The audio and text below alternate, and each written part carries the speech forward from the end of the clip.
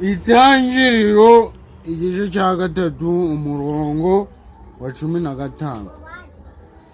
Itangiriro igice cya gatatu umurongo wa 15.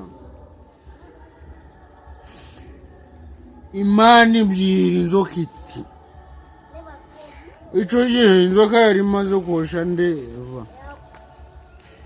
Imana iravuga iti, umurongo wa 15 igice cyawo cya gatatu, nzashira urwango hagati y'uyu mugore no hagati y'urubyaro rwawe no hagati y'urubyaro rwe, hagati y'urubyaro rwawe n'urw'uwo mugore nzashiramo urwango rukomeye cyane,